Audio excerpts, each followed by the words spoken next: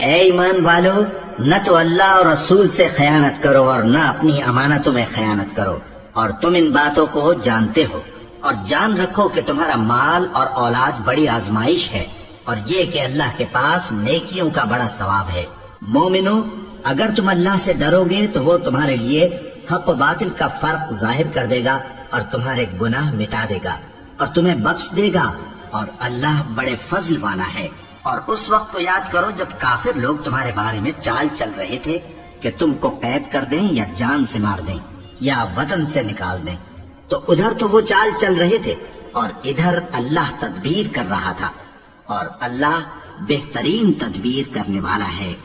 اور جب ان کو ہماری آیتیں پڑھ کر سنائی جاتی ہیں تو کہتے ہیں یہ کلام ہم نے سن لیا ہے، اگر ہم چاہیں تو اسی طرح کا کلام ہم بھی کہہ دیں، اور یہ ہے ہی کیا، صرف اگلے لوگوں کی حکایتیں ہیں۔ اور جب انہوں نے کہا کہ اے اللہ،